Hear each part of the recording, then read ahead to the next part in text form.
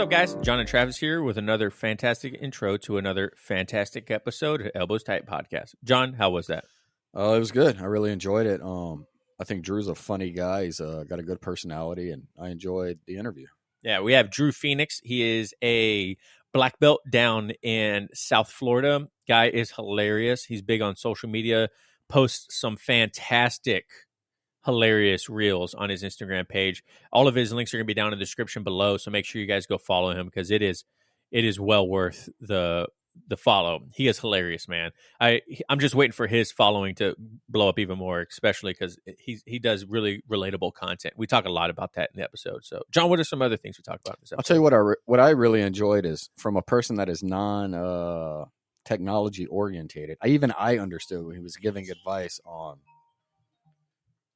social media and how you should do content. I thought that was super interesting, and I was like, all right, I get it. I got it. Yeah. He goes deep into how to excel on Instagram right now and how to be better at reels and use trending topics. And so it's really, if there's anyone out there that wants to grow their Instagram following, this would be a good episode for you to listen to, whether you're a podcast or you just want more Instagram followers. Reels are the way to do it, and Drew makes some great reels and gives fantastic insight on how to do reels.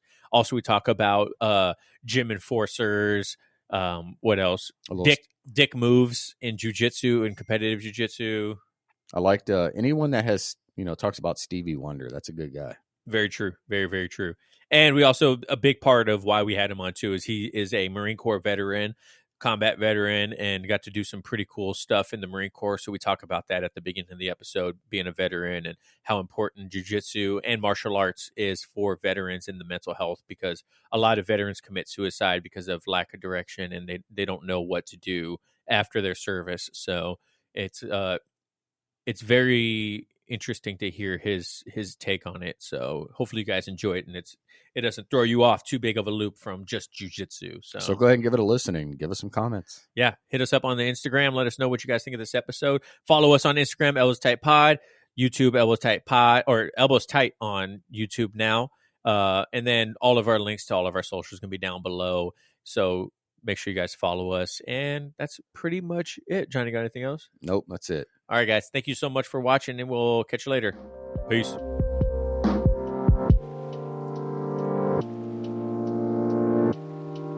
What's up, everyone? John and Travis here with another episode of Elbows Tight Pod. I said I wasn't going to say that, too. And you're so used to it. I'm so used to it. I'm trying to stop it. I already tell you guys at the beginning of the episode, it's an episode of Elbows Tight Podcast, and then I repeat myself, it's an episode of Elbows Tight Podcast. So I'm like, maybe we should stop doing that. But today we have a very special guest, Drew Phoenix. How you doing today, man? Good, brothers. How y'all doing? We are doing fantastic, dude. Thanks so much for coming on the show today. I'm excited for this. Your reels have me dying, man. Like the first one I saw was the wrist lock one. You're a jerk, and that was my favorite. Yeah. I was like, oh man, this is so funny. I shared it on our Instagram and everything like that. I was like, it's so funny because I always try to wrist lock people, and they're like, dude, stop! You're a jerk. That's not even the technique. I'm like, I don't even care, man. Yeah, they're everywhere. So right in the gi especially. Oh man, I know. There's a Pete the Geek. His whole thing is like wrist lock the world, and I see some of the things. I'm like, I didn't even think about that. And I'm gonna go buy that instructional and just mess with everyone, and they're probably gonna be really mad, especially when you come back. I've made it my mission to stop wrist locking people because that's all they just know it's coming nonstop. So I'm like, that's it. I got to switch it up. Come on, man. Wrist locks and heel hooks. That's the way. Yeah, that is the way. White belt, you got to get them right. Right. Learn. Hey, Drew, let's go ahead and, before we get to know who you are, let's go into what's your beverage of the day? So I'm actually keeping it healthy today, guys. I got some kombucha. Yeah. I ate a bunch of fruits before training, and then today was my first day back rolling because my knee's been hurt for a while. So I was like, let me just keep it healthy. I passed by the liquor. I was looking at it, too, on the way up. So I was like, you know what? I'm going to keep it healthy. Going to be a role model today and a different type of fermented drink today. There you go. I'm gonna have to try that stuff. I see it, every time I go in the grocery store, but I'm like, I don't know, man. It feels like, dude, I think it's definitely an acquired taste. It's like beer, right? It's like you might not like it right at first, but then it kind of grows on you. Like you mentioned before we started recording, the health benefits of it are great. You know what I mean? Yeah. Like gut health and makes you poop easier and all that good stuff. So you got to try it. I had an apple cider in Seattle. I was at Purple. Well, I'm gonna tell you what. That's like, what does that have to do with kombucha? I had to sign a waiver because you could get like ill and die off of it. Oh, I remember you telling me about that. The bacteria that was in it. And I always equate that to this drink. And I'm like, I don't know if I can do it. Yeah. Apparently it's good bacteria. It hasn't killed me yet. Yeah. How long have you been drinking kombucha? I'm gonna tell you, like when back in 2012, I went through like this real like hippie phase. I was a combat hippie.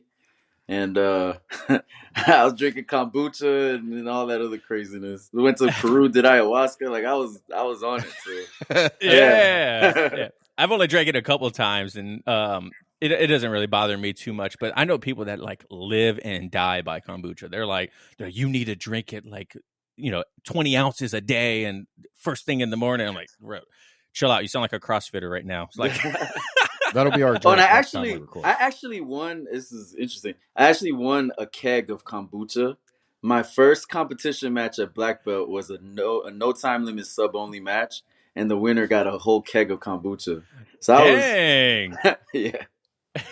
Was it good at least, or was it like you're like, no wonder they're giving it away for a keg?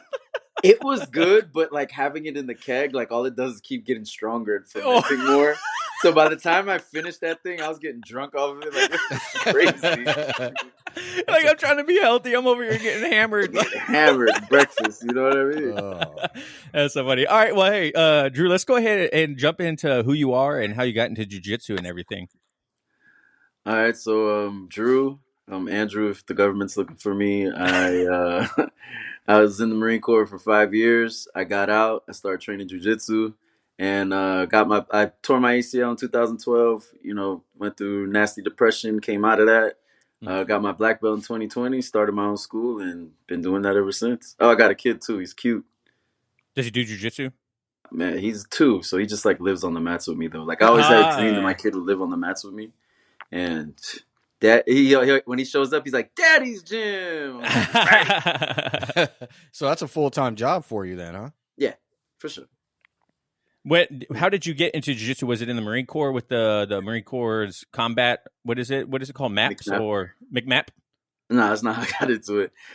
So my last 3 years in the Marine Corps, I did MSG duty. So that's a special duty assignment where you guard embassies.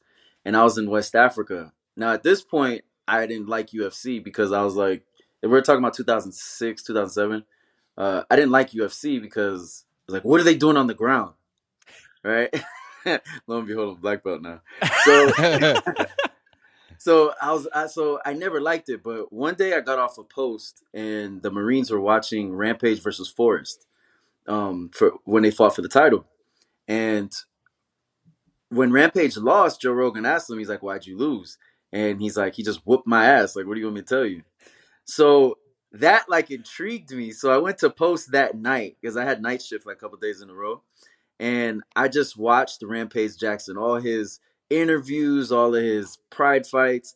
And in one of his interviews, he said, they asked him like, who was the greatest fighter? And he said, BJ Penn. So I'm like, who's BJ Penn? So then I go and watch videos of him jumping out of the pool and becoming the first American black belt to win the worlds in 3 years at black belt in Brazil. And I was like, what is this jiu-jitsu stuff? So then I just started watching UFC like a madman because one of the Marines that were there, somebody sent him like all the UFCs. Like it was like UFC 100 at the time, and he had like up to UFC 90. So I stole that thing from him, and I just was watching UFC after UFC, all the Ultimate Fighters, and I just got so fascinated with jiu-jitsu. And then like anytime like the Marines would try to like, wrestle around with me, like I'll be like throwing them in arm bars and triangles. I didn't even know what the hell I'm doing. And then a week after I got out, I started, and then I haven't stopped since. That's awesome. How long did it take you to get your black belt then? Let's say 7 years total mat time, but there was 3 years I was out after my ACL. That's still really good. I don't know. Even coming back after a major injury like a MCL, that's like a really, really nice, man. Like, yeah, that's good. We've been doing it for 4 or 5 years coming up on now. We're just blue belts. We're blue belts, which is a good thing. But so when you were in the Marine Corps, that's so funny you mentioned about how you like pass things around, because in the Navy we have like hard drives. Right, Yeah. I joined in like 2009. I like know everyone, what's on those hard drives, but that's not this kind of episode, right? But we'll pass around like they have like bootleg movies or whatever. Yeah. Then you go to like the Philippines and they have all like the bootleg DVDs that you could download and whatnot. Watching people get up and walk around the movie Yeah, theater. those are the best. Yeah. So it's funny you mentioned that, because that's the first thing I hit. I still have my hard drive from when like I was like a fresh sailor, and it's like a 1 terabyte. It has like 10,000 songs on it, 16 movies. I'm like, man, those are the good old days. Like, hey, bro, you got a hard drive? Like, let me copy your hard drive. Yeah. Deployment? Hell yeah. Yeah. So, what made you want to be a Marine? When I was about to graduate high school, lack of male role models. Like my dad wasn't around. Like my uncles, they were around, but they weren't. And I went to all the branches of the military, and when I walked into the Marine Corps office, I seen that one iconic poster we have where it's like that one short drill instructor like screaming at the dude, and it says, we don't promise you a rose garden. And I was like, what is this rose garden you speak of? And then it was like, if I could do the hardest branch of the military, then I could do anything in my life. So it was a test for myself.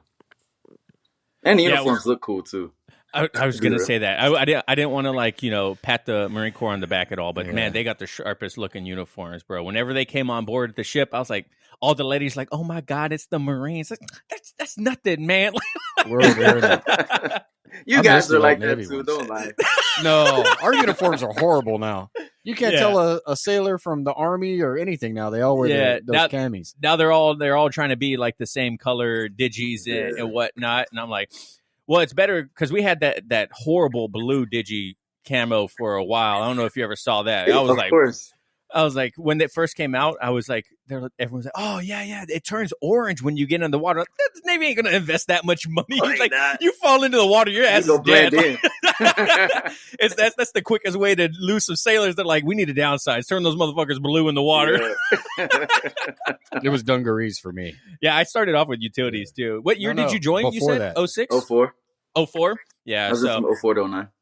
Yeah, I joined right at 09, beginning of 09, and kind of the same thing. Like I was a welder before the Navy. I went to high school for welding, and in 2008 when I graduated, what happened? The recession hit really hard, and like all the unions were like, I grew up in Vegas, and it's a heavy trade and construction town.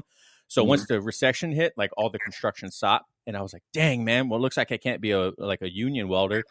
And so my instructor at my trade school was like, hey, if you want to make this a career, join the pipe fitters union or the Navy. And I was like, well, I guess I'll go talk to the Navy recruiter. And I walked in and I was like, hey, I want to join the Navy. And the recruiter was like, oh yeah, let's do it, and never looked back. I loved it. It was a huge part of my life. The reason why, I have this podcast, like Best Friends and whatnot. And that's awesome. And the thing that astonishes me is how many veterans do jiu-jitsu or some sort of like martial arts. You know what I mean? Like our school is 90% veterans or active duty. We also live in a Navy town. We live in Bremerton. So it's like, we have the Marines up here too for guarding some stuff. And so many veterans do it. It's crazy, man. That's one of the questions I actually liked that you guys sent me. Why do so many veterans do martial arts? Why do you think that is? Oh yeah, so y'all gonna see my nerd hat come on right now, because I'm a big nerd. So Dr. Robert Moore, he has this book called King, Warrior, Magician, Lover. Are you guys familiar with it? I am not, and he's a big reader. There you go. Okay, so this book breaks down the masculine archetypes, right? King, Warrior, Magician, Lover.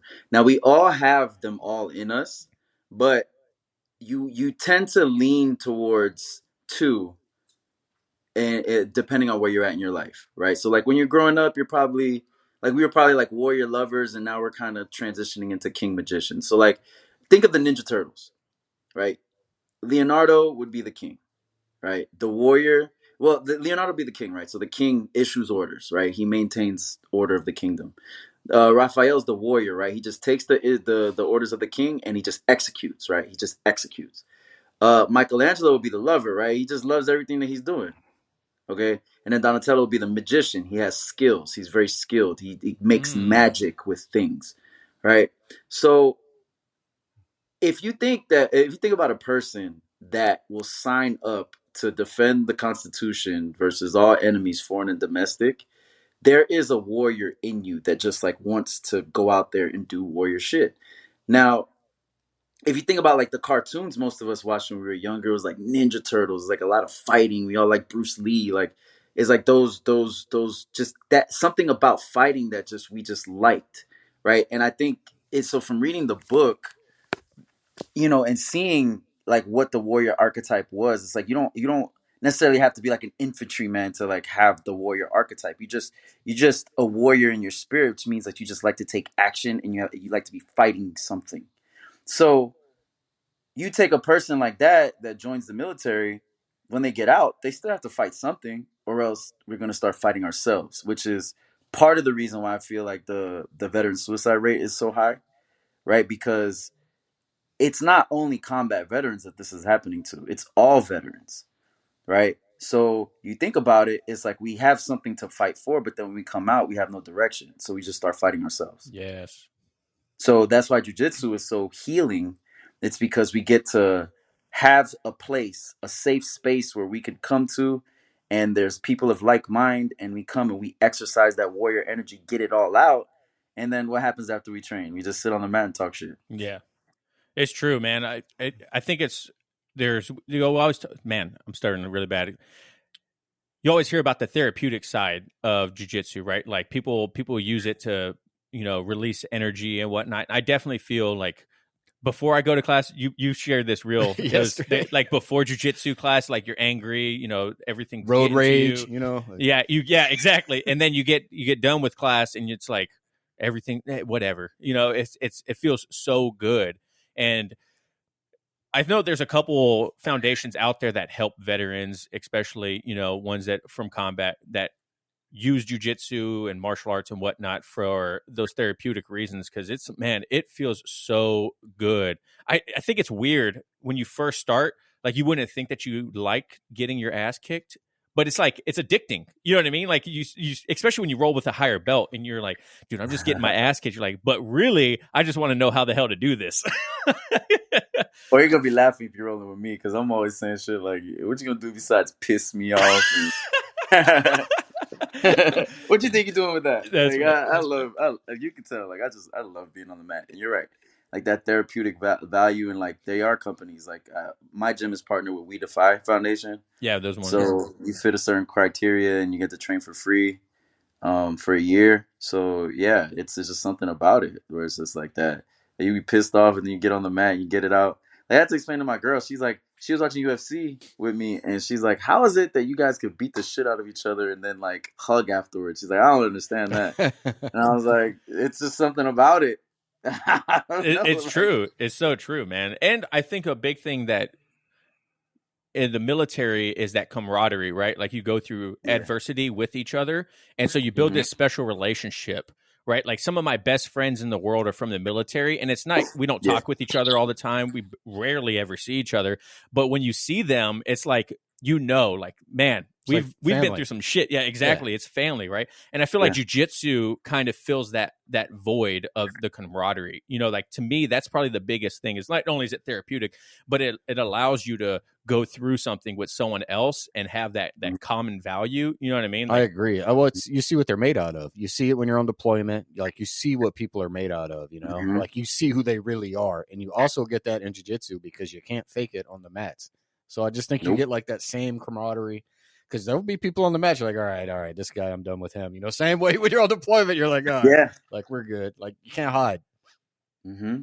Yeah, and exactly. And it's like, it's funny too, because you'll see these people that you're like, man, that looks like a tough guy, and then they get on the mat for the first time, and like you'll have just 6 months after training, it feels versus a day one that has no experience. You're like, there it goes right there. Like I knew this was coming. You know what I mean? Like you can see like the baddest dude on the street, and like if they don't have any kind of training, it doesn't matter if the medals they've earned or anything like that. Like and once they step on the mat, it's a whole different world, and I love it, man. It is so fun. It's like major pain. I love seeing guys get destroyed by purple belt females. It's something about that, like it just humbles you. Like, oh shit. Yeah, right. That's one thing I haven't experienced yet. I've never rolled with like a high level female, and I've been wanting to, because I'm like, man, I just want to see like it truly when like technique just like overcomes all, man. Like that is like so impressive to me. And there's a couple of females in this area that are like brown and black and whatnot, but I just haven't had the experience of rolling with them.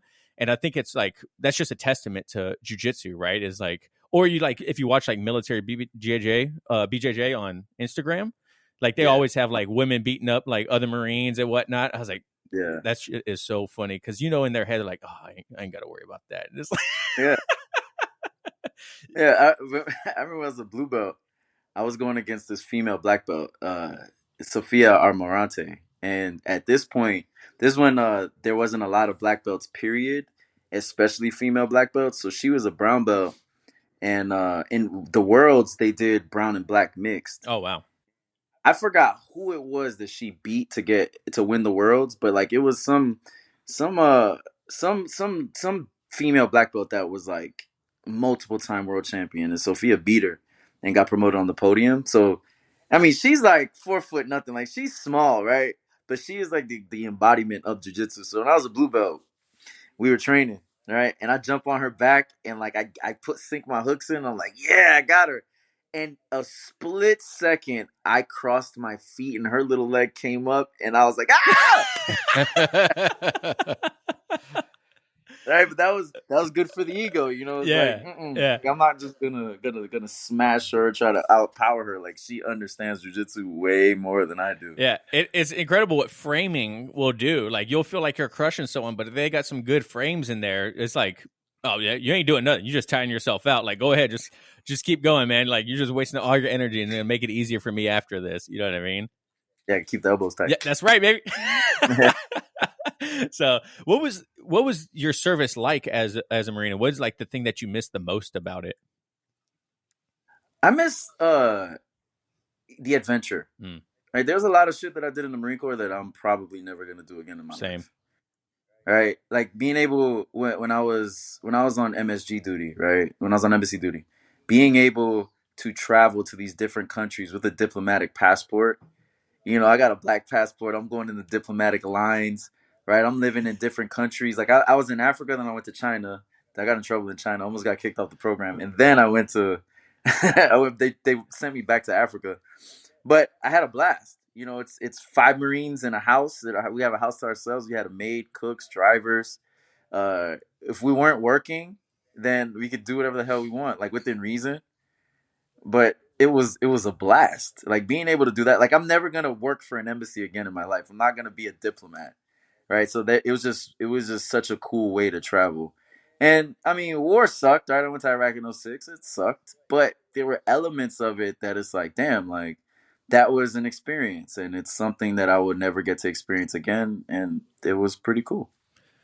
That's one thing too that I miss about the service is I got to see Malaysia, I got to see Japan. Well, now we get to go to Japan still, but you know, in the Navy we travel port to port, which is a lot of fun. A lot of times, especially on aircraft carriers, unfortunately, they stay out for 3-4 months in the ocean at a time. You know what I mean? Without hitting a port, and then you pull in, and they're like, all right, 2 days here, we got to refuel and get some food on, and we're back out, right? Yeah. No wonder you crazy when you get to port. Bro, so they have a rule. If you're out for 90 days straight with no port visit, they'll give every crew member 2 beers. So I spent a good $1,000 buying people's beer one night. But I mean, that's what you had to do. Yeah. And we got to see some pretty cool stuff too. I mean, so when you're forward deployed, you don't actually go on like long-term deployments like the 9-10 months ones like other things do or other boats do. But man, we got to see some cool stuff. Like Malaysia was incredible. You pull in and it's just like nothing but small fishing boats and like islands everywhere, and the sun was hitting, and I was like, damn, this is so cool. But it's a Muslim country, right? So probably the thing that I remember the most, Kota Kinabalu is predominantly Muslim. And so I went to Burger King and I was like, yo, I'm gonna get a bacon cheeseburger in Malaysia and just see how it is. Well, they don't serve pork. Yeah, so of course it was not. bacon.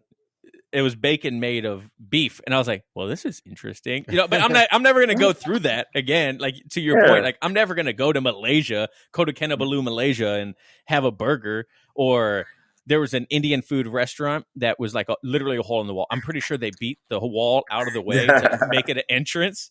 And we went in there and it's like heat lamped chicken and like naan bread, and they didn't speak English. I'm like hugging them. I'm drunk hugging them. Like, thank you so much for the food. And, moments like that, I'm like, man, that was so much fun, but I probably would never do that again. Or do I ever really want to do that again? Because I couldn't drink like that again.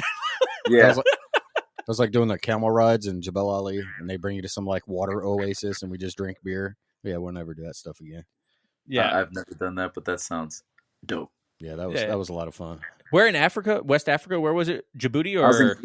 I was in Guinea for a year, and then I went to China, and then I went back to Niger, and I was there for a year and a half. Dang, that's a long time overseas. Were you comfortable in all those spots? 3 years. Yeah. Yeah. Honestly, I felt the most uncomfortable in China. That's what I was wondering. I was like, where did you get like the vibe that you were the most uncomfortable? Yeah, because it was China. Because Chinese people, they didn't really like anybody that wasn't Chinese. Huh. Right. It wasn't like, it was weird. But if they were trying to, because at the Marines at the embassy, they have like people trying to get intelligence from you, so like they'll bring like pretty girls around and they're like, hey, my friend, like sure, I got no friends, like, get out of here. You don't even know my name, bro. Exactly. They're walking up to me in the gym, like, because we used to go to the hotel gym, and like they'll walk up to us and like, hey, my friend, like, yeah, right. It's so funny when we pull into the Philippines. Did you ever pull into the Philippines? Nope. Mm-mm. So the Philippines used to be a Navy base out there, and it's like OPSEC, like operational security, not for people not to know when we're pulling in. And bro, that shit don't matter. There's like vendors lined up along the streets waiting for us, like ladies at the end of the pier. They're like, I was like, who the hell? They know before we do. I didn't even know I was coming here. This probably takes weeks for you guys to set this up. I just found out yesterday I was coming here. I think the most uncomfortable place I've ever felt is honestly when we go to Japan. Like we still go to Japan, because there's a lot of places that are like no American. Yeah. So they'll turn you away, or they have no American signs. Like that's probably in Okinawa or Japan in general. Yeah. Okay. Yeah, because that's that happened to me. You can even go to Tokyo and they have signage up. No Americans. I was just about to say, I went to Tokyo and we were looking for like a steakhouse gentleman's club or something like that we heard about. And we get in the elevator. We're like, oh, this is the spot. It's on the 6th floor. We get in the elevator, right as the elevator doors open, there goes security crossing his arms like, nope. And we're like, all right, thanks, man. Close the door and go back down, find a different spot. Yeah, there's areas where it's Japanese only. They don't want any outsider, whether it's from a different country or Americans or whatnot. And what's crazy is I went to Hiroshima, and that was a crazy experience, man, because they have a lot of the stuff left over from when the atom bomb hit, and it was insane standing there because they show like when the bomb explodes and how far the radius was, and I'm like standing there, white man, like, all right. Japanese people staring and looking at me. I was like, no, that was a long time ago, bro. We good. Nothing to do with that. Yeah, we did the same thing. We were in Pearl Harbor, and they got the Pearl Harbor center you can go to there. So we went there, watched the attack and all that, and then we went straight from there to Japan. I was like, man, it was so weird. Yeah, the vast difference of it. So, but you mentioned you've competed a couple of times. How do you feel about competing in jiu-jitsu? It's like going on a deployment. It's like you train so much to do your job or to do a thing, and it's like you get to go test your skills.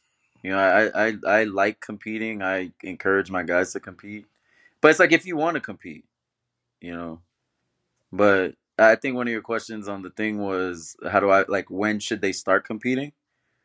Now, I'm the wrong person to ask that because my coach threw me in the fire 2 weeks after I started training. And I had one good takedown and I got my ass kicked.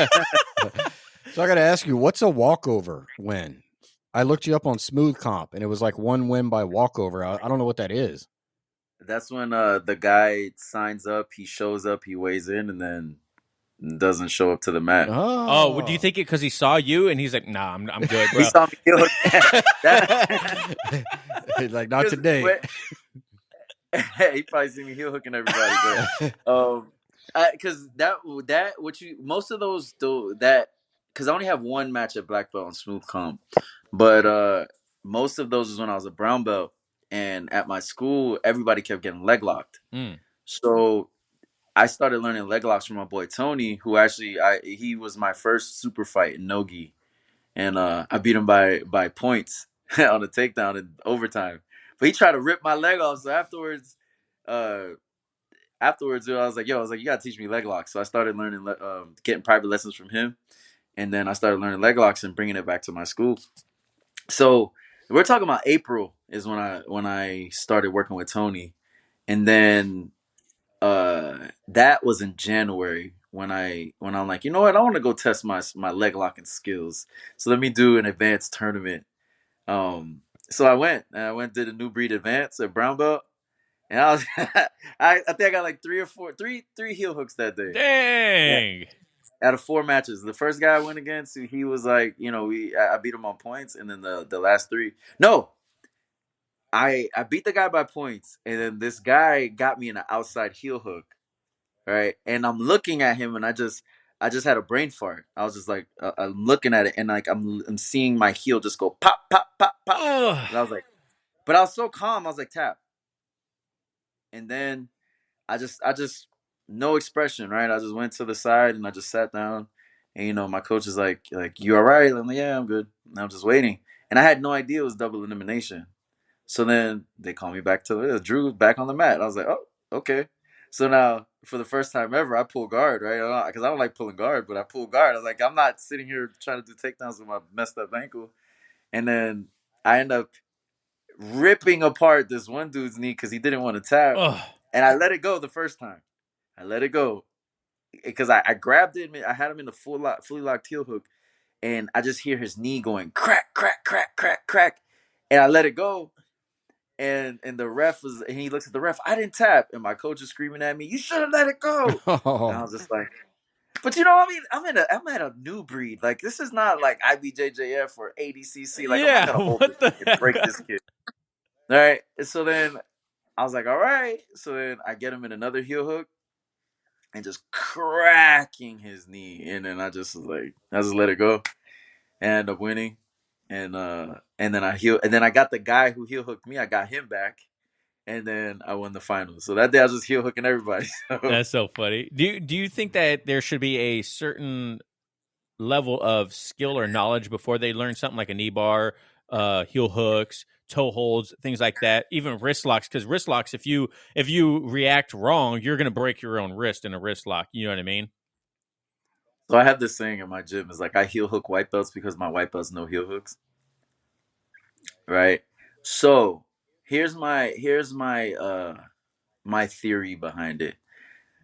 I want them to focus on passing first, right, and get solid in passing before they start learning leg locks.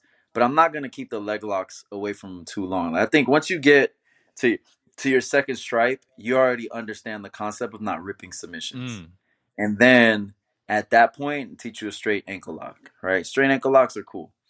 Then when they're around like 4 stripe getting ready for their blue belts, then I'm going to start introducing them to heel hooks. Because heel hooks will fuck you up. Now, wrist locks, I haven't really taught wrist locks since I've opened my school. I mean, I've showed people things here and there, but I haven't really done it. But I'm also not opposed to a wrist lock. So do you have like a certain curriculum when it comes to your white belts? Like say you have a day 1 white belt. Are you teaching that? Do they have like a beginner's class in your school, or are they thrown in with the normal class and you just kind of pay a little bit different attention to them to make sure they understand it? So just a little backstory. I got my black belt on a Wednesday, and then that following Monday, I started my school. Nice. Yeah. So that was a blessing. The only thing is that we were, Hard Knocks, where like all the UFC fighters were, like Kamaru Usman and stuff. All right, they all left and they started Sanford, so there was no jiu-jitsu program in that gym anymore. So I took over, right? So I brought my school, so I opened up my school under Hard Knocks. So the only thing that came with that is like limitations on the schedule. And now we're gonna end up. We're taking more of the lease, like we have to pay more money, obviously, and we're getting a better schedule. And we're gonna have a beginners and an advanced class, but right now everybody just gets thrown in the fire together. That's how ours is. Everyone just gets thrown in together. That's fine. I think it has pros and cons, right? I definitely see the benefit of a brand new white belt going to like a beginner's class, learning how to shrimp, break fall, right? Like knowing how to fall. And then, the very basic things of like elbow escape, arm bars, basic submissions to understand like how the mechanics works of a body. But then again, I enjoy when brand new white belts come straight to us. Like they, you know what I mean? Because then they get to understand like the journey of jiu-jitsu. You understand what I'm saying? Like they're like, oh man, this feels like these guys are insane. But then again, you go back and forth with it. Like they could be like, oh shit, I don't want to do this, bro. These guys are just kicking my butt. You know what I mean? So what made you want to start doing a beginner's class for new people? Because the me as a coach, right? I have to be mindful of who's in the room. So I have a bunch of purple belts on this side, right, that need advanced training. But then I got white belts over here that barely know how to shrimp, right? Barely know hip escape or anything. So, and then me, I want to show everybody heel hooks because I'm such a damn foot nerd. So it's like, and I've tried different ways of doing it, but like I've seen John Danaher teach class in half of a gi, right? So he's looking like he's in Sambo. There's a no gi class going on over here, a gi class going on. He's teaching them this. He goes to the other side of the room teaching them. I don't know how to do that effectively. I don't. I understand my limitations. I don't know how to do that. So I need a beginner's class where I can be like, all right, I need to focus on just showing them the basics. Can't show them heel hooks in this class. And then the advanced class is like, all right, let's get into some nitty gritty. Like, because I've been in the game 10, like damn near 11, 12 years now. Like I'm tired of showing people how to shrimp. You know what I mean? Like I want to show them cooler stuff. Yeah, we all started our school at the same time. So we all joined and basically day one. And so we all learned that the basics, you know what I mean? It was like, hey, here is a shrimp. It was like 2 weeks of like shrimping and how to use a shrimp in a roll. And it was like, okay, here goes an arm bar. You know what I mean? It's like very, very like systematic. And that's probably where I base my opinion on the most. Yeah, I have seen some things though that I think to your point earlier when you're talking about leg locks and the ankle and all that. At our school, I think there was at a certain point they were like didn't want to show that to anyone unless you were at a certain belt level. Yeah, which I guess is great. But when I was a white belt in Japan, do you remember that one guy, no gi? We were rolling. He must have leg locked me. I don't know how many times so quickly. I had no defense for it. So finally, I had to tell the guys, like, look, man, you can do this the whole next half hour, and I'm not going to know how to stop you. But I was thinking in my head, I wish they'd went over that with me, at least on how to defend it when I was a white belt. Because especially in no gi, like, they don't care what belt you are. They don't even know. So I was like, man, I wished. And then we did toe holds once. Yep. And spent a whole week on toe holds. And then it was like, but you can't do that unless you're a 2-stripe blue belt. And I was like, then what the hell did we just spend a week? Like, I want to go use it right now. I'm never going to remember it. Yeah. Yeah. I use knee bars right now in open mat, like on brand new white belts, other blue belts. Like if I get a knee bar, I'm locking it in and going for it, or straight ankle locks, or I won't heel hook in gi. I train mostly gi, but like prison rules. I've heard that before. The thing about it is like you can't escape because the pants create so much friction.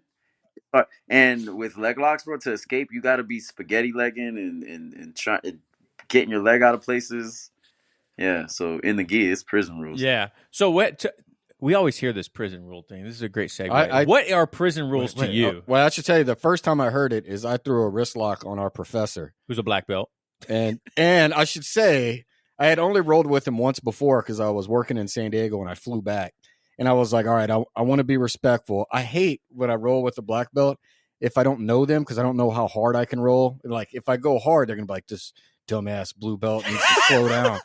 But I want to test it. I want to give it all I got to see what I could do. So I went light the first time, and he utterly demolished me. And I didn't like my showing. So in my head, I was like, if I ever get the chance to roll with this guy again, because he wasn't our professor then, I was like, I'm going ham. So I got to roll with him again months later, and I immediately threw a wrist lock. And he was like, oh, okay, prison rules. And then he beat the shit out of me the next 5 minutes. I was like, holy crap! I don't ever want to hear prison rules again. So what are prison rules to you? It's just heel hooking in the gi. Like I say it like being funny, but I don't know like there's like a group of people that are like, these are the prison rules. Like, nah. All I say is just don't heel hook in the gi, because that's a dick move. Like,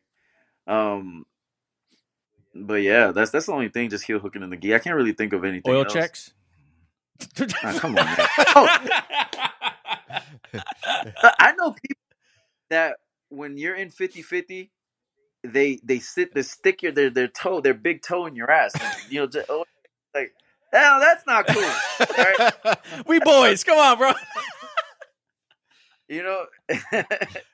But my boy Jamie, he did a leg lock seminar at my school last Sunday, and he showed how to counter against that. But it's like, that's a dick move. That's prison rules for sure. Yeah. They're like, hey man, that's a one-way street. Only leaving town. Get your ass. Leave that shit alone. Yeah, but something I'm gonna ask you guys, right? Because talking about my reels, and I did a remix of you seen that one video where Gianni Grippo has a rear naked choke, and he was doing ADCC trials, and he jumps, and the guy he was on his back, and he like slams the dude's head.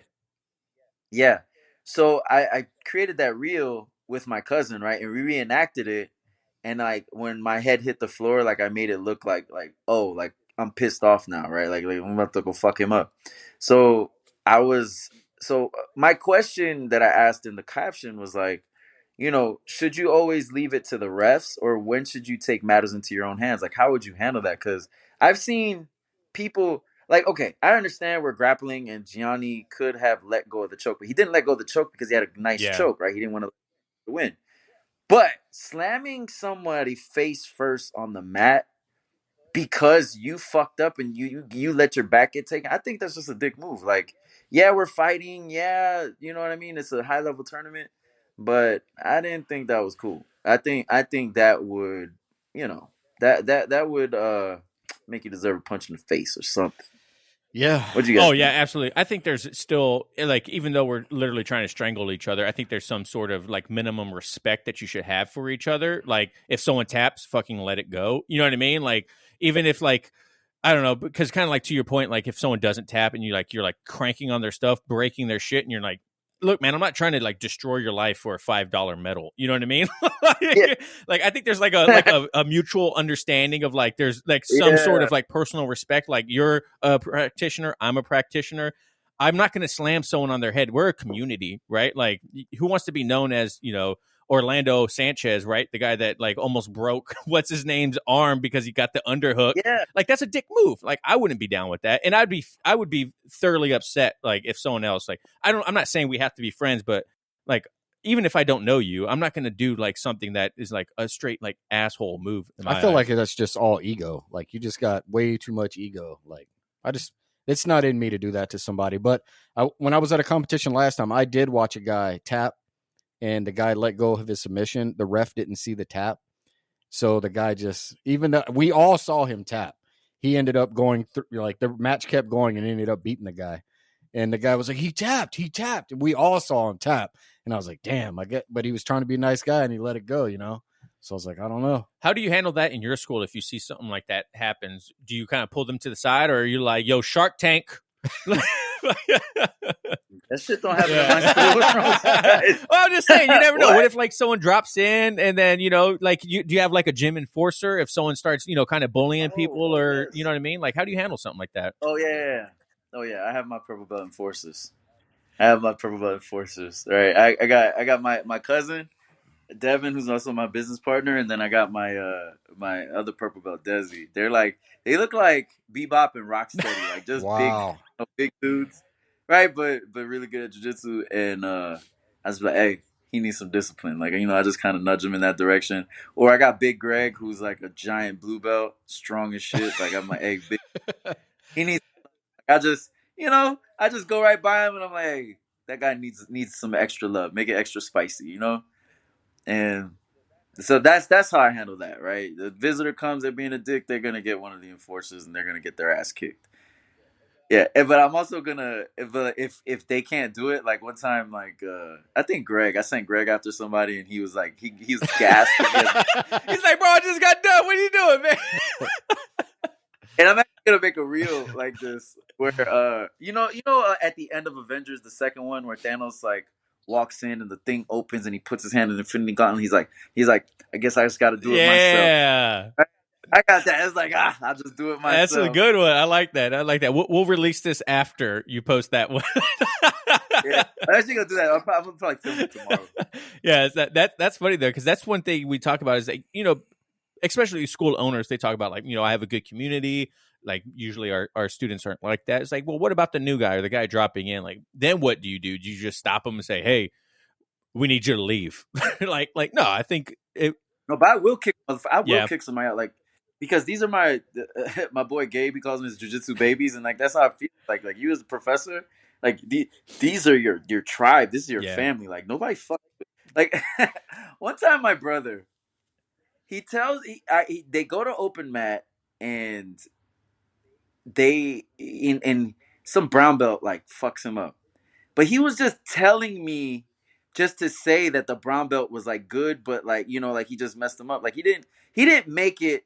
He wasn't very clear on what he was telling he wasn't me. He wasn't like crying wolf or like yo, that dude fucked me up, man. You should get him. Get him. He just was like telling me just like general conversation, like, oh yo, that dude fucked me up. He did this, he did that, and me, I'm just like, all right. So I didn't say anything. I went to open mat that next Sunday. It was a Sunday, and I fucked this dude up, like wrist locking him. And he's like, what did you do this to me for? And he was like, he kind of had that look on his face, like, what the fuck? Like, what are you doing? Right? And then my brother's looking at me like, he's like, oh, stop. Yeah, that's funny. Hey, so when you do technique in class, I thought this was an interesting question, kind of to the point of like being a little rough.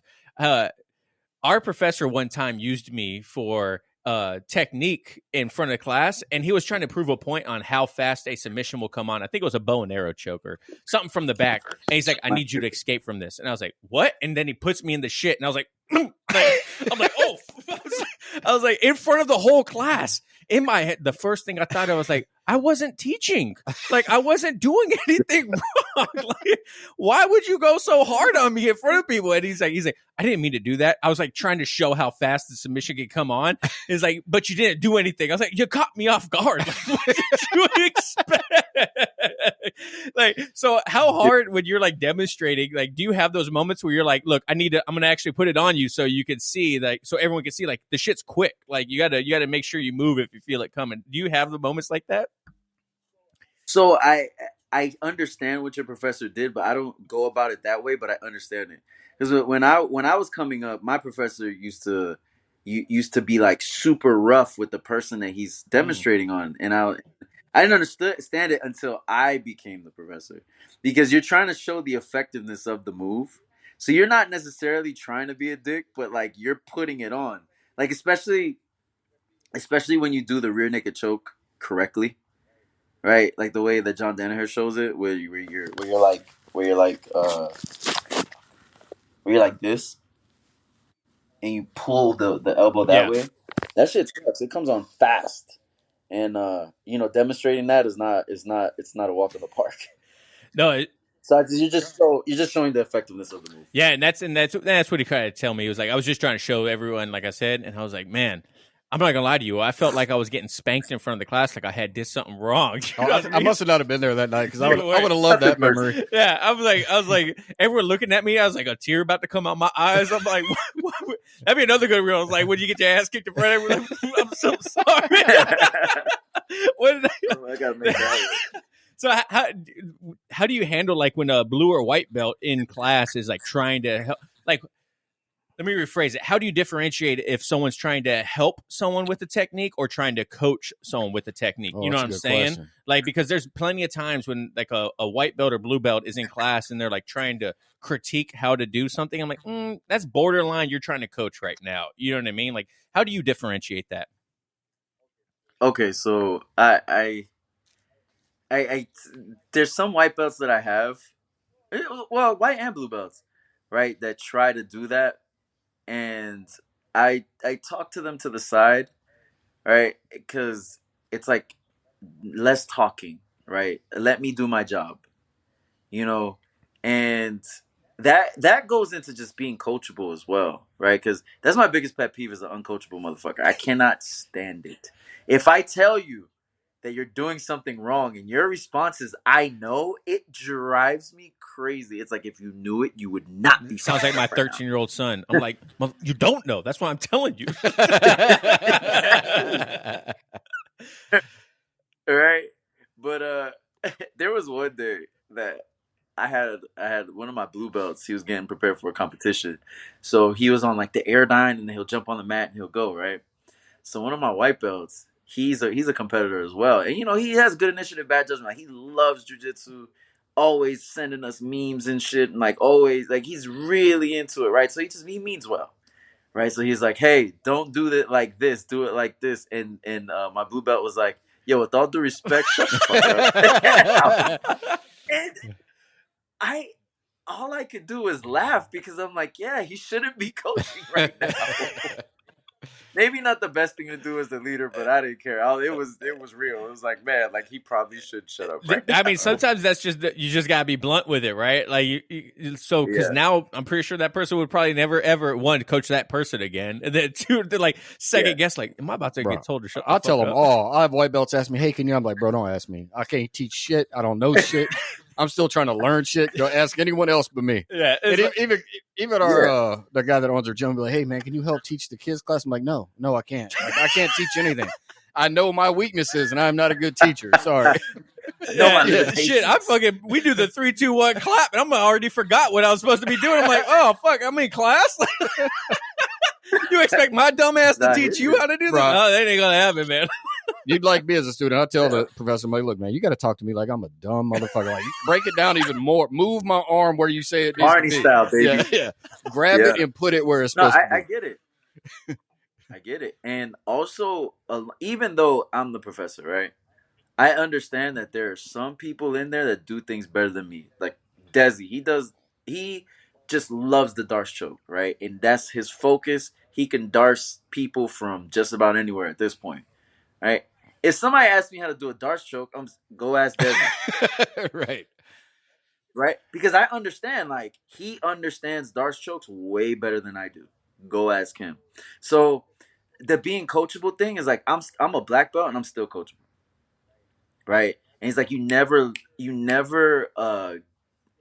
get rid of that, like, that yearning to learn. Like, you're always a student. That forever white belt mentality, like, I get it.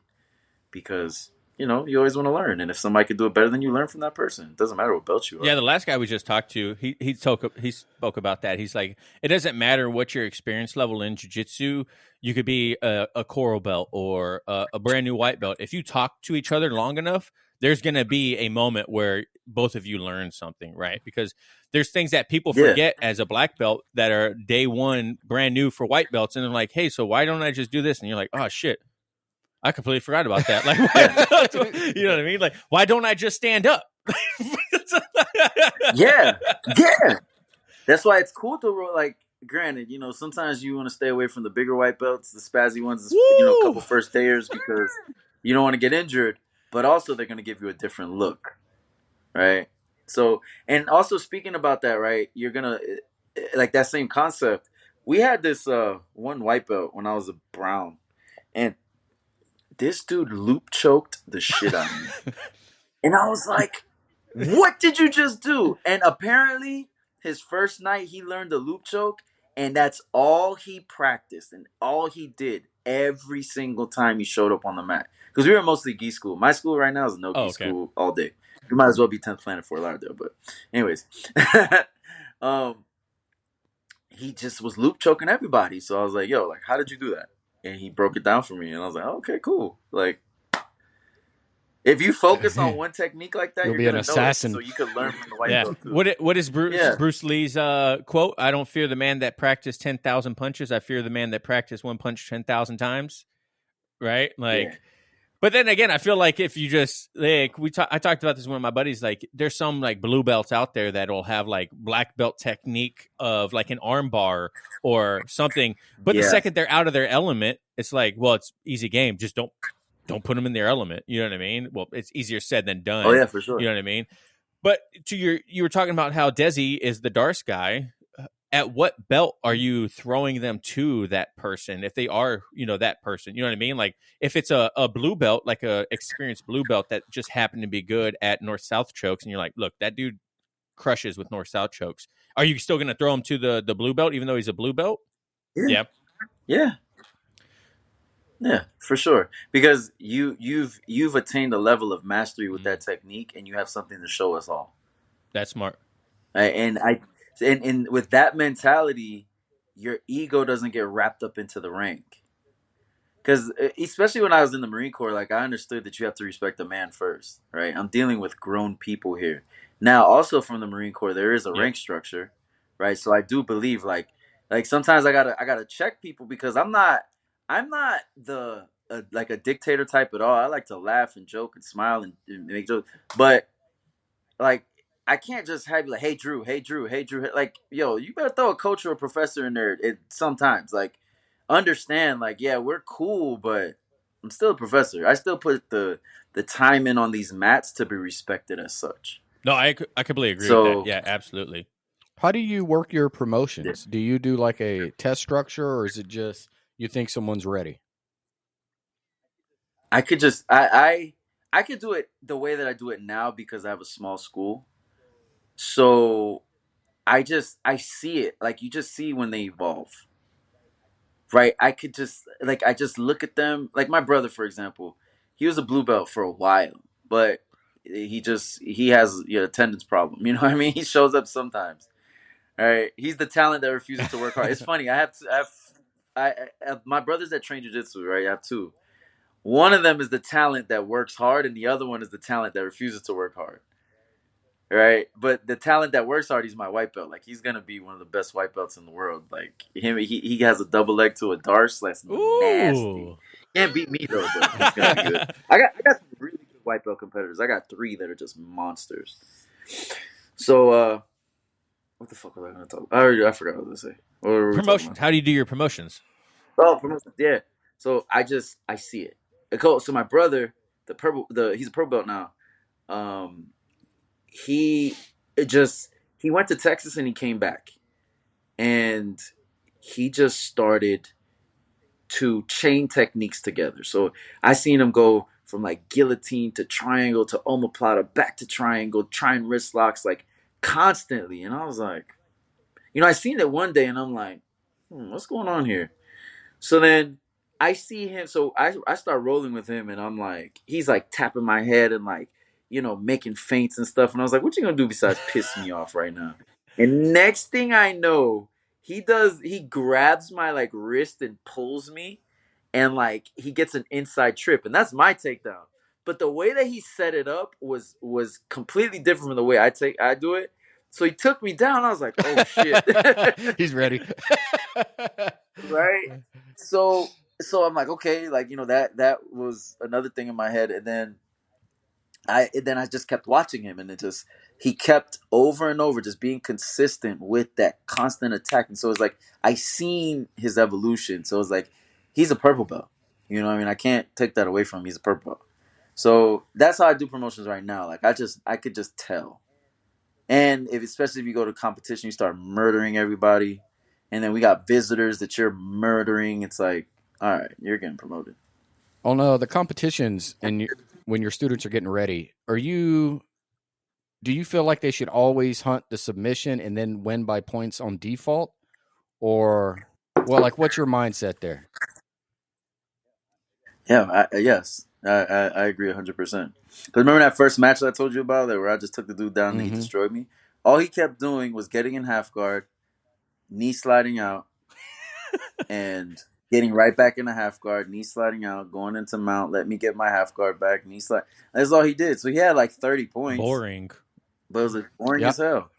I thought that was No, I thought that was interesting, because when we were getting ready for a competition, the build up to it, was a lot of points. They were like, all right, we want you to hold this for 3 seconds, hold this for 3 seconds, hold this for 3 seconds. And in my brain, I was like, I don't want to worry about holding anything for 3 seconds. I just want to get the submission. Like, that's all I wanted to do. So I get it. I find it interesting to hear how people go. If they go in with the mindset of get the submission, and if you win by points, that's great. But always try to hunt for that submission. Yeah. Yeah, there's debating if you got submitted or not, right? Like, there's that meme going around where it's the guy talking to the chick. He's like, well, technically I lost by points, but you know what I mean? Just like you're always trying to justify it. You get your ass choked out. It's like, no, I lost. Yeah. He bettered me. You know what I mean? There's no debate. Right. So what does that look like in your school? Say you have a student that's getting ready to compete. What does it look like for your build up with them? Are you like coaching them a little bit more like, hey, this is what I'm noticing? Or is it kind of like you structure the whole class towards it? If you have multiple people, how do you do that? So let's take the class, for example. We'll Shark Tank them. Like, we'll condition them. We'll get them conditioned with everybody, right? Hard competition training. And then I see what they do. Like, my white belt Luke, he got these big old flippers, right? He has these big ass feet that he'll sit guard and he'll just wrap them around the back of your knee and then somehow ends up in ashigarami and leg locks you, right? And if you happen to escape that and he ends up in close guard, he's gonna triangle you, right? So he's just dangerous. So it's like, all right, bro, don't even worry about like trying to pass no guard. I mean, if you're up and you need to pass, like, I mean, pass the guard. But understand, like, don't sit there and try to wrestle with people. Sit down. Put the flippers where they need to go. Get around me, like, and he's undefeated in competition. I think he's like 7-0 right now. As a white belt? Nice. Yeah. And he looks good, you know. So with that being said, it's like me as the coach seeing what they do well and just having them double down on that and then taking them through sequences like, okay, what are you focused on? All right. Then I see them do it, you know, make some tweaks and, you know, and then, you know, just coaching them mentally, right? Because it's like, I don't like it when I hear people like, yeah, we're going to war, right? Because, like, you know, we've been to war before. That shit ain't fun. It's fun. Right. And then I think it puts you in the wrong mindset because, like, if you're thinking about a war, that's life and death. And if you go into a jiu-jitsu competition, life and death over a little $5 medal is not worth it. Right? It's like, go out there, have fun, test yourself, give it all you got. And once you step off those mats, win or loss, we're going to love you anyway. Yeah. What's the saying? You either win or learn or whatever. How do you feel about that saying? Do you think that, or do you like, you absolutely lose? Like, you should take the loss on the chin and then learn from it.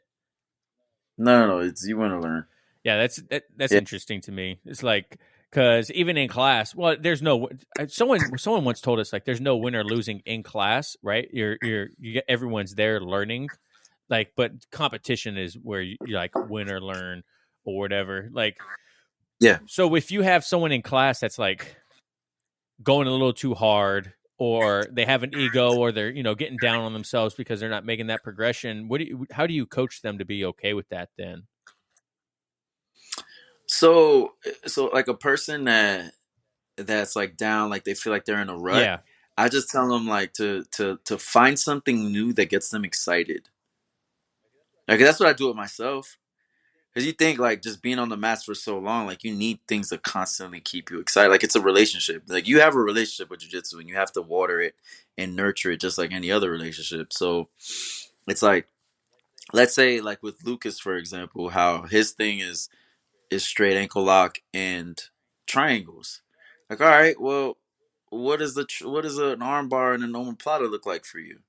You know, you're about to get your blue belt. All right, so let's start incorporating heel hooks. Like, go start watching all these heel hook videos and, just get excited about learning something new, because that's how you get over plateaus. Having a goal, right? We always talk about people, blue belt blues are just because you have a lack of direction.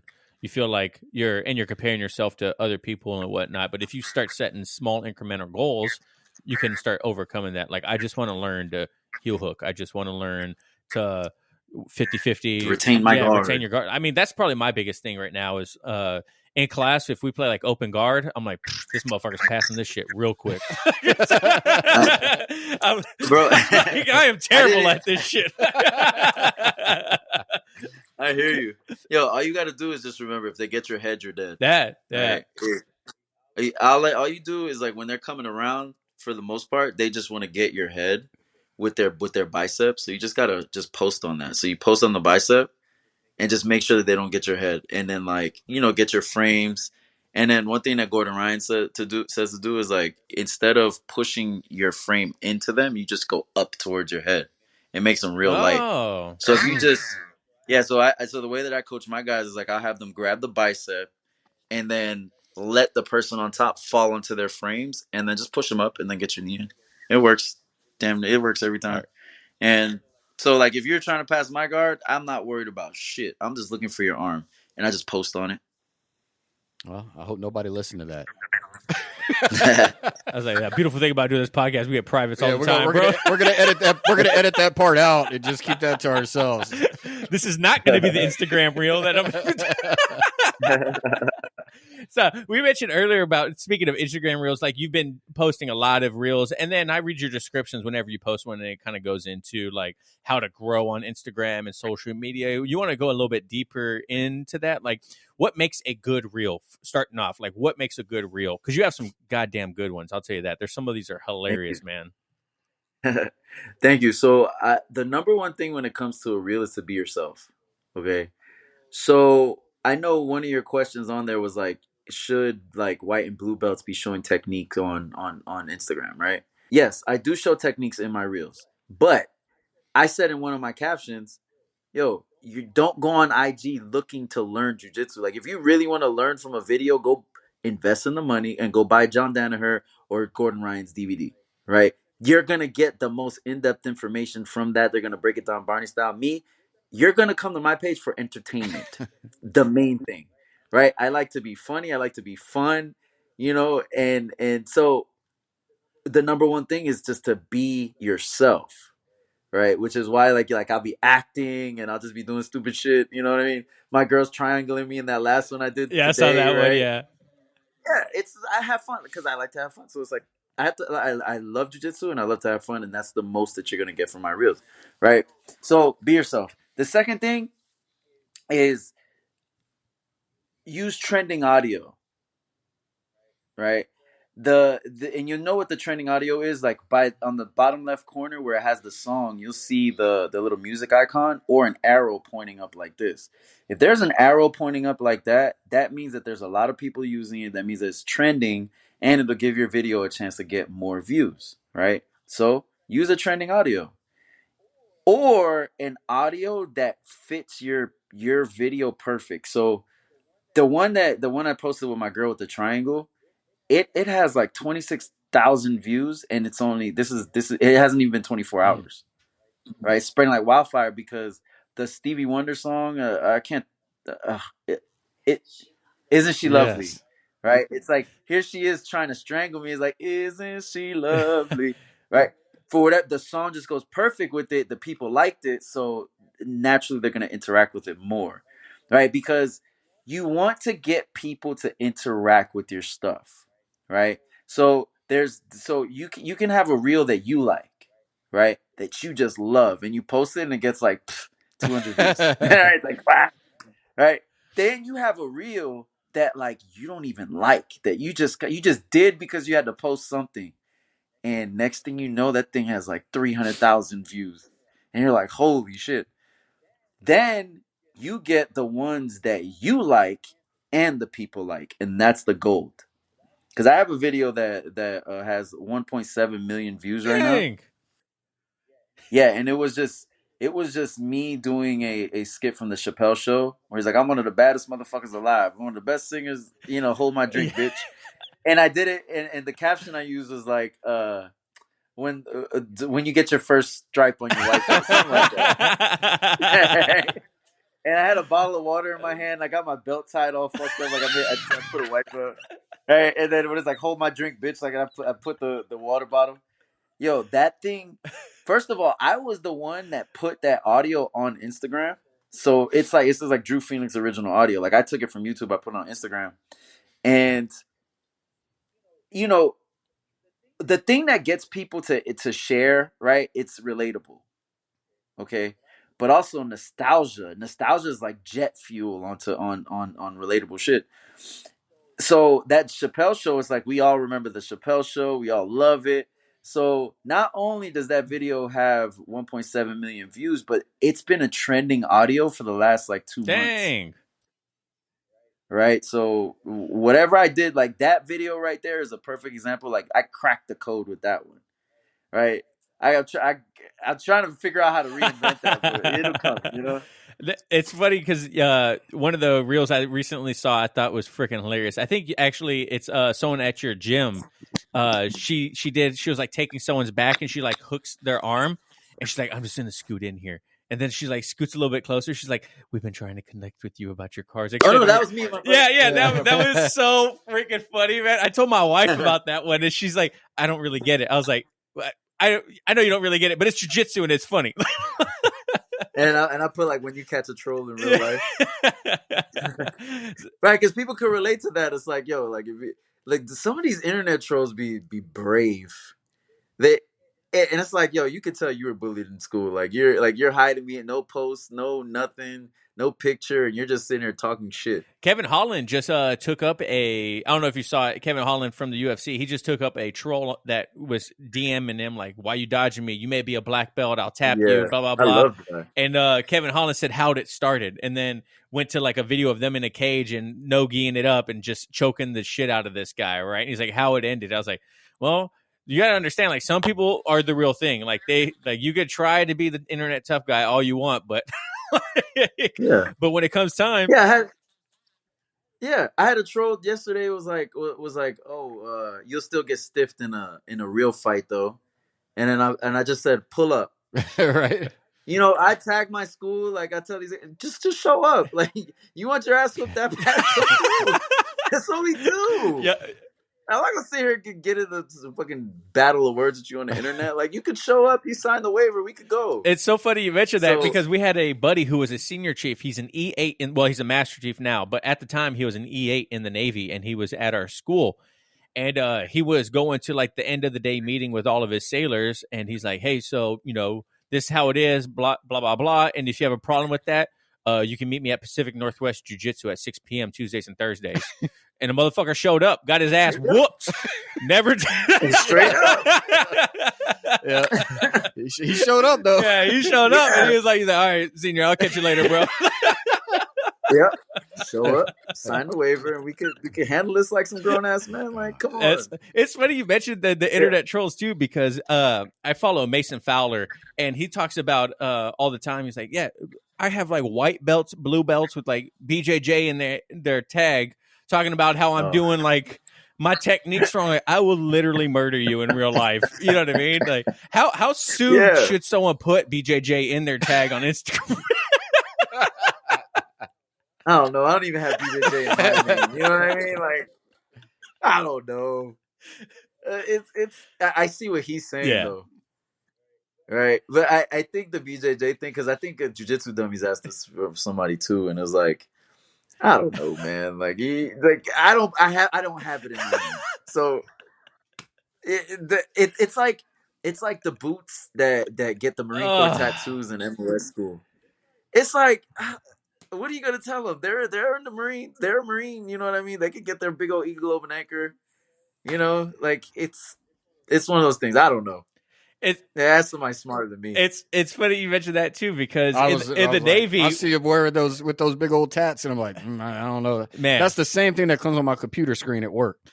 You know when you log in. Wait, what? What are we talking about? The tattoo. Think about when you log in. Yeah. So Navy, when we log in at work, where's your mind go? No, look, we're civilian Navy, right? So when we log in at work, they have the big Navy anchor. Yeah. And I see all these sailors walking around with the same tattoo. I want to be like, look, man, I can't believe you got that tattooed on you. Well, in the Navy, too, what you do is you'll get on the inside of your hand, between your pointer finger and your thumb, you'll get your like job logo, right, when you hit like a certain point. I'll see people coming out of like boot camp, like finishing A school, and they're getting their logo tattooed on the inside. I'm like, dude, you haven't even finished your first contract yet. Your ass about to get kicked out for this. Like, then what are you gonna do? You ain't a lifer now. So, but I think Instagram right now is, especially with Reels, even Instagram talks about how big they're blowing up because they're trying to compete with like TikTok or whatever. Do you have a TikTok and do you reuse yours through all the platforms? Okay.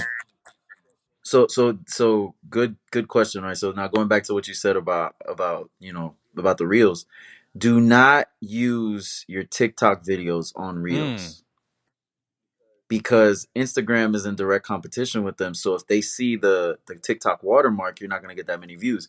Because the thing about Reels is Instagram is trying to find content for their audience, not an audience for your content. Okay? So when you look at it from that perspective, what it does is it shoots out your video to 50 people and it sees what it does. And if people save it, saving is number one. And I want to caveat real quick. Stop asking your homies to share your shit, right? If anybody is listening to me right now, like I absolutely cannot stand it. And it's not that like I don't want to support you. Like, yes, I want to support you. But the numbers that I'm doing, I have not asked a single soul to share my shit. Because it's like a challenge for me. Same. It's like if I do a good enough job and it's relatable enough and I got all the things checked and, people really feel it, they're going to share it. I don't have to ask nobody to do anything. They're going to share it. Right? Now, if you want to like drive up your interactions and you really like want your homies to support you, what you can ask them to do is just save it. Because none of us go back to our save thing anyway. Right? So if you want them to save it, because saving counts towards the most. Like let's say like there's like a scale of like how much things count, like likes are like nothing, like they're like, yeah, they're good, but they're not nothing, and then comments, and then it shares, and then it saves. Right? Because for whatever reason Instagram wants you to make savable content, right? So stop asking your homies, ask them to save, but focus on you and making good content. People will share it, strangers will share it, right? So it goes out to 50 people, see how they interact with it. Then it goes out to 100, see how they interact with it. And as long as then it like pushes out to 500, then 1,000. Like as long as people are interacting with it, the numbers are going to go up, right? Now, another thing people have to be wary of is hashtags, right? The days of using 30 hashtags are not here anymore. Yeah, who uses that many hashtags anymore? Right? You notice my Reels, they have around 5. Okay? Because you're confusing the algorithm. You just like how we're in like you guys are in the podcast niche, right? So the first thing you need to be hashtagging is hashtag podcast, okay? And then that's probably gonna have like millions of videos on it, right? So hashtag podcast, hashtag jiu-jitsu podcast, then hashtag jiu-jitsu, hashtag MMA, and then hashtag whatever the fuck the video is about, or veterans or whatever. You get what I'm saying? Like the first 3 have to be niche specific. They don't always have to be the same, but the first 3 need to be niche specific. And then the last 2, very general, right? You can do whatever. Like this one, you could say like Marine vet. Like after your first 3 main ones, you could say like Marine vet and like black belt or something like that. But stay away from like the hashtag for you page and shit like that, unless you're on TikTok. But if you're on Instagram using the hashtag for you page, it's not really gonna do nothing for you. You're just gonna confuse the damn algorithm. So in our I feel like our reels, I usually do I try to make them kind of, maybe I over edit them because I try to make them like 1 minute long YouTube videos. You know what I'm saying? Like with like B-roll and funny accents and text on screen and stuff like that. And I feel like some of ours the highest I think we have is like 6,400 views and it's like almost 100 likes, which for us is like dope. Like it's good for us. But I'm like maybe people aren't interacting with it because it's not as relatable. I'm trying to do like a podcast clip in a reel, you know what I'm saying? And I'm like, well, maybe I'm just over editing it. Maybe I should just leave it as cut out the ums and ahs and the spaces and just leave it at that. You know what I mean? So I'm trying to figure out how we can do ours better too. Or you could do that, add captions, and make it short. Right? Like, you notice the one I do with my girls is like it's extremely short. And so like bite size, like you want like 7 seconds is like the magic number, right? So it's like me like saying like my white belts no heel hooks. I heel hook white belts because my white belts no heel hooks, right? That's like a nice little sound bite. You make a reel with that. You hashtag it, get your 5 hashtags, right? Like a caption that's gonna get people talking. Like should you teach white belt heel hooks? I'm gonna have to clip this and then just send it out. Yeah, you know what I mean. That's a good reel for you guys. Just send it out just like that. I teach my white belt heel hooks because my white belts no heel hooks. I watch a lot of like videos on YouTube and stuff like that talking about like how to grow your because of Instagram Reels, and like we keep talking about, Instagram Reels are the new big thing right now because they're trying to compete with TikTok, so they're really promoting them quite a bit. And they talk about how you should do native aspect ratio. You shouldn't do like a 1080p. Like if I were to take the video and it's black space above, black space below, you know what I'm saying? Like it doesn't fill the screen. They talk about you're like completely lost right now. I'm like, man, you just keep talking. But all this like plays into it. It's just a very interesting topic to me. Yeah. So my girl helped me out with that one because she was showing me how like when you have the black bars and people are scrolling, right? Your video doesn't like the black bars are there, so it's easier for them to just scroll right past it. When it's taking up the whole screen, it's like they're scrolling, but they're looking, and you have a chance to catch their attention for a longer period of time. I mean, it's a couple seconds, but it's better for the user to catch. Yeah, and it's like it shows a little bit more effort in my eyes too. Like you're not just like copy and pasting and putting it out there. It's just to me, you know what I mean? Like it shows a little bit more effort. And I think I put too much effort in our reels, but some of them I think are freaking hilarious. I'm like, this is great because it's all just podcast clips. But I'm like, this makes a good thing. Like the biggest one we had for a while was talking about how jiu-jitsu belts are irrelevant, and that got people kind of fired up. You know what I mean? They're like, excuse me, my blue belt means something. I'm like, it doesn't. Yeah. And like that's awesome. What did the Gracie say? Is like the belt only covers 2 inches of your ass. You need to and another thing is we have a YouTube video right now that's at like almost 13,000 views on YouTube. Nice. And you know what it's about? About how stupid jiu-jitsu warm-ups are. And dude, people like they're going. I think that one's got the most conversation around it, bro. It has also almost like 200. It has like almost 200. And I also reply to every single comment, whether good or bad.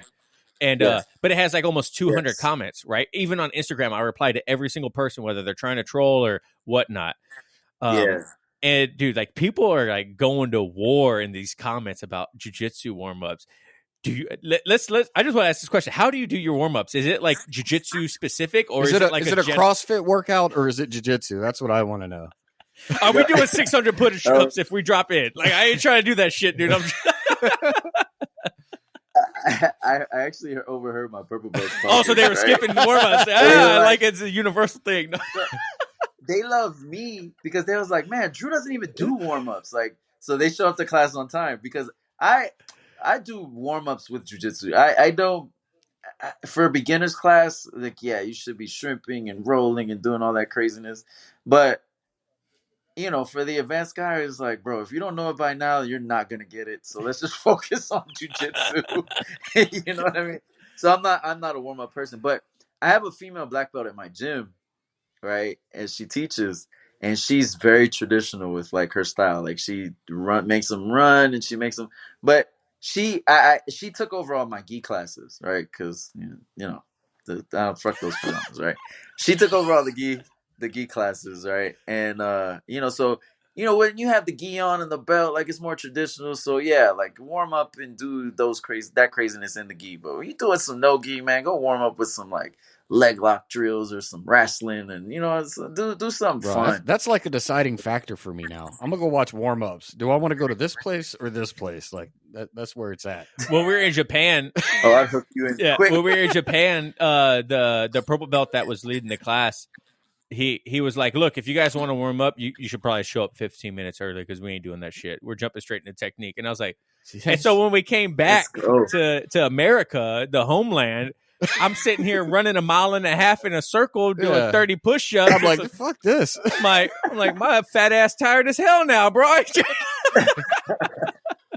And then people in the comments, they're like, oh, I'm 55 years old. I need my ass to warm up. I can't just jump straight into technique.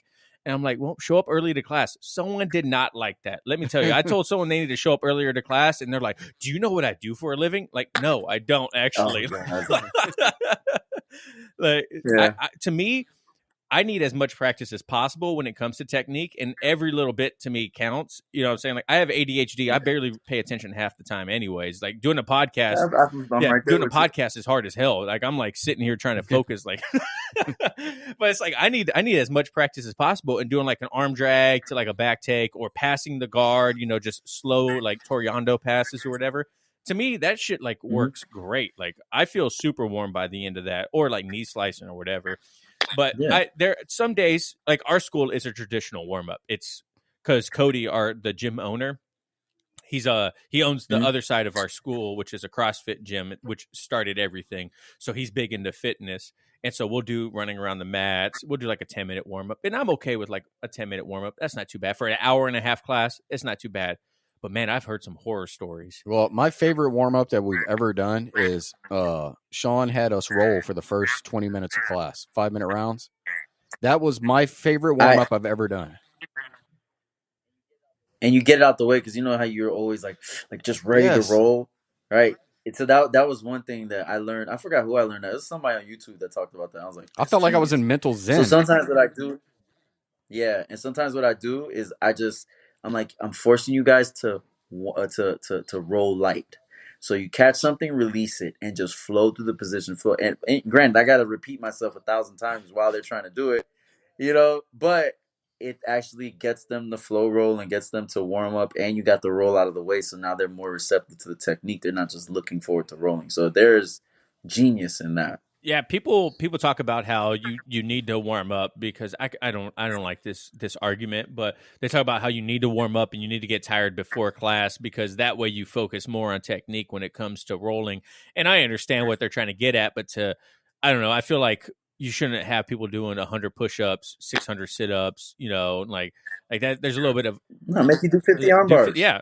I'll tell you what, that's the best workout, workout. I've like abs, hips. Oh, yeah. I'm like, bro, I'm about to go wash some clothes on these things. You know what I'm saying? Oh, my dog just came in here. What's up, dude?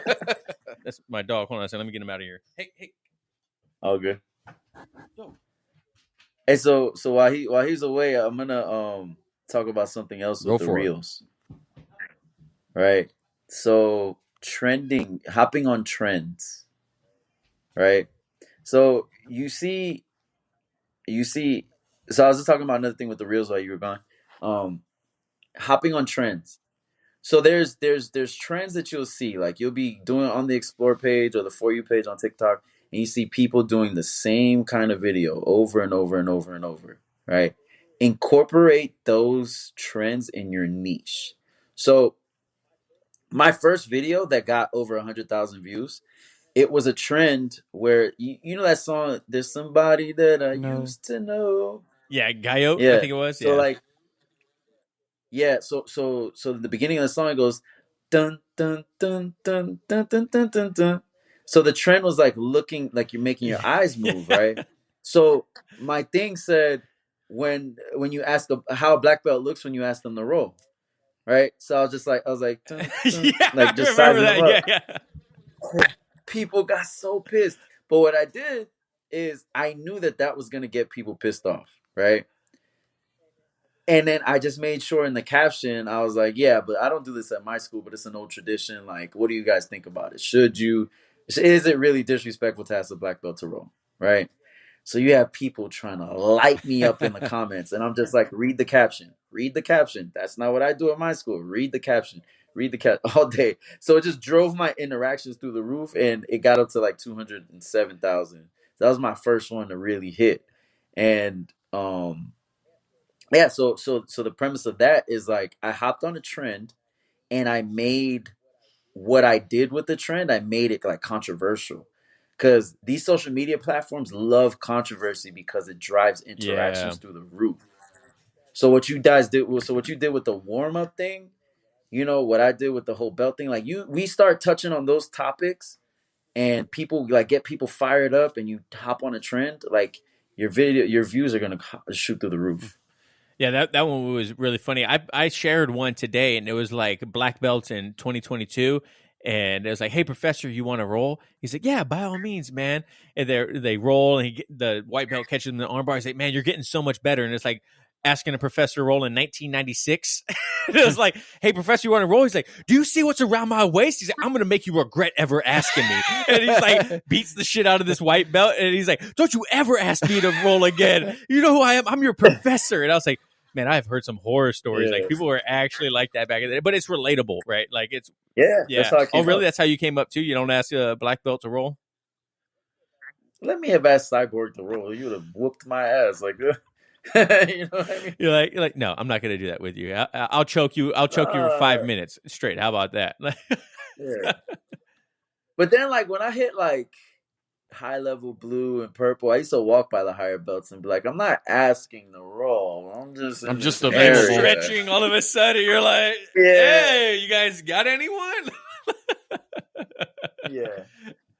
But now I don't do that. Now, like in my school, the way that I run it is like, yo, like you have the first right of refusal, right?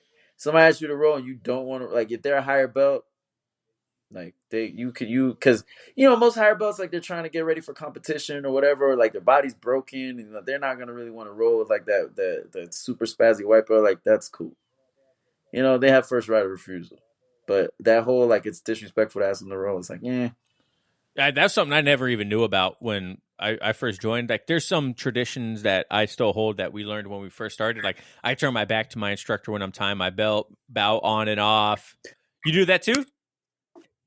No, that thing. So that came up, right? Because remember, the female black belt in my school, Juliana, somebody was tying their belt like facing her, and she was like, "Okay, guys, like I know you guys don't really like not too traditional here, but if you go to another school, you have to turn your back to the instructor while you're tying your belt." So then, me and my cousin, or no, me and Desi, I think we had a conversation about this, and it was like, okay, like I understand that's old tradition, but wouldn't it be more disrespectful turning your back to your instructor? That's true. Like I would consider that more disrespectful. Like I'm sitting here talking, you're turning around to tie your belt. Like nah, right? That's a good point. I didn't even think about that. But the bowing on and off the mat thing, yeah, and the bowing off and on the mat thing, like I think like that's good. Yeah. I've seen some schools where they talk about you have to have rash guard, long leg rash guard, long arm rash guards, no talking, like a whole bunch of like crazy things. I'm like, man, I would get kicked out of these schools so fast because I'm like you, I'm joking. Like we start warm ups and like, damn, this shit sucks already. Like right behind my professor. You know what I'm saying? I think the most vocal thing we saw, and that's old school, and I've only seen it maybe once or twice, is no rolling near a high belt. Like or moving out of the way for a higher belt. Like I've literally seen class stop so they could yell at them for being near them. Do you yell higher belt if a white belt, two white belts tap you? That's the real question. Are you stopping and you looking at them like higher belt? Get your ass out the way. I know what I say. I say this is what I do. I'm a dick. I'm like let's say with one of my like purple belts or something. I'm like, hey, black plus purple equals get the fuck out of my way. Right. So I do that, and then if they say, and then I'm like, if you don't like it, get promoted. I use that's funny. But I do it as like more of a joke. Yeah. Like as long as we're being respectful, I'm gonna joke. It's when the line starts getting blurred and they get like a little too like I have to check them.